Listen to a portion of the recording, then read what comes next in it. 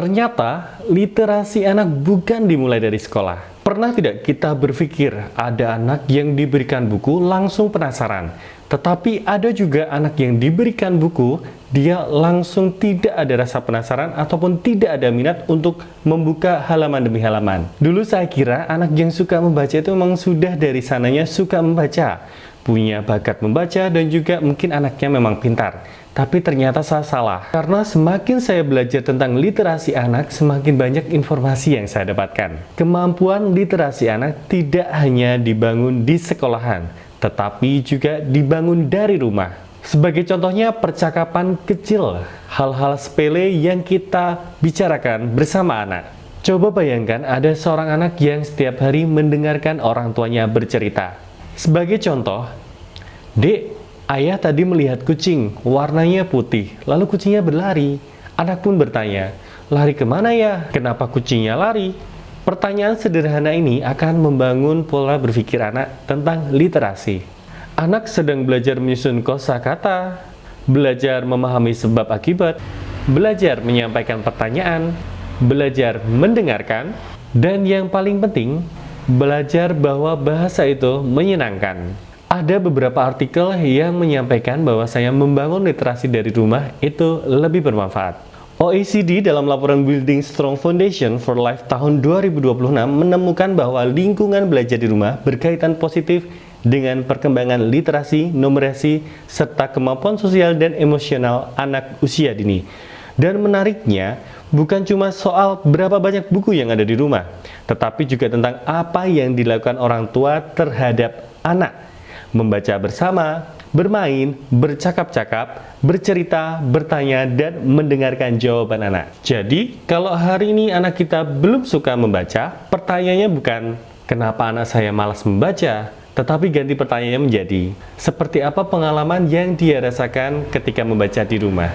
Apakah membaca harus selalu berarti duduk, diam, selesaikan, baca? Atau membaca pernah menjadi hal yang menyenangkan bagi anak? Karena ada perbedaan besar antara mengajarkan anak membaca buku dan mengajarkan anak untuk mencintai membaca buku. Ada satu data dari OECD yang menurut saya menarik. Dalam IELTS 2025, rata-rata 54% orang tua membaca bersama anak mereka setidaknya setiap 2 hari sekali. Dan anak usia 5 tahun yang lebih sering membaca bersama orang tua cenderung memiliki skor lebih tinggi dalam emergency literasi, kemampuan literasi awal, dan juga numerasi awal. Bahkan setelah memperhitungkan status sosial ekonomi, anak dari keluarga yang membaca bersama lebih dari 5 hari dalam seminggu dibandingkan dengan kurang dari sekali seminggu memiliki perbedaan rata-rata sekitar 32 poin dalam emergency literasi. Tapi itu bukan berarti kita harus membeli buku sebanyak-banyaknya. Ini bukan tentang lomba siapa yang paling banyak punya buku di rumah, siapa yang paling punya perpustakaan mewah di rumah. Tapi ada hal yang paling penting, apakah buku itu hidup dalam diri anak? Misalnya begini, saat anak melihat gambar ikan, jangan buru-buru bertanya, "Ini namanya apa?"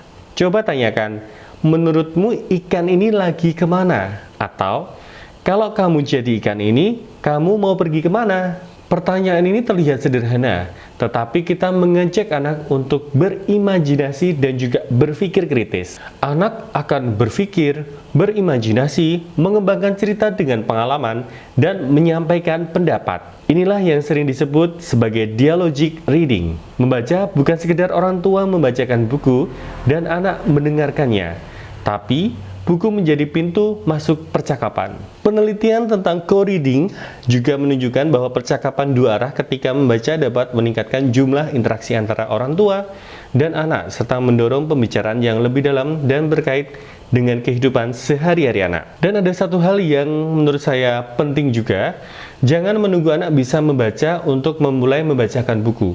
Bayi yang belum bisa membaca tetap bisa dibacakan buku.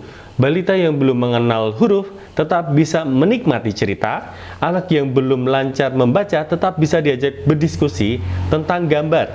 Karena literasi itu bukan cuma kemampuan membaca. Karena literasi bukan hanya tentang kemampuan mengeja. Literasi adalah kemampuan memahami bahasa, menangkap informasi, menghubungkan satu hal dengan hal lain, lalu menggunakan informasi itu untuk berpikir dan berkomunikasi. Bahkan penelitian lintas 25 negara menggunakan data PIRLS menemukan bahwa aktivitas literasi di rumah sejak dini, sikap orang tua terhadap membaca, dan jumlah buku di rumah berkaitan positif dengan kemampuan membaca anak. Tapi saya juga ingin menyampaikan kepada orang tua yang mungkin merasa bersalah, dirinya kurang menjadi orang tua yang baik, di mana buku tidak tersedia banyak, lalu menjadi orang tua yang tidak suka membaca, lalu juga tidak menjadi orang tua yang bisa memfasilitasi anak untuk selalu bercerita. Literasi tidak membutuhkan orang tua yang sempurna. Anak tidak selalu memerlukan orang tua yang harus paham dan hafal satu buku penuh atau semua buku.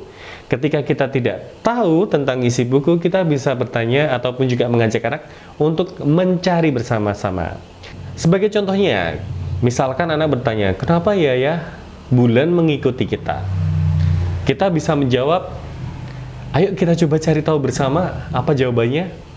Kita tidak harus selalu langsung memberikan jawaban. Kita bisa mengajak anak untuk ikut mencari bersama, supaya kemampuan literasi mereka berkembang, kemampuan logika mereka. Yang sedang kita bangun bukan hanya pengetahuan mereka, tapi rasa ingin tahu mereka. Dan mungkin inilah cara yang paling sederhana membangun budaya literasi dari rumah. Tidak harus satu hari satu buku, satu hari dua buku, tetapi bisa dimulai dengan bercerita. Buku yang paling mahal bukanlah berarti buku yang kita beli dengan uang yang sangat banyak, tetapi bisa jadi buku yang paling mahal adalah buku yang dibacakan oleh orang yang dicintai oleh anak.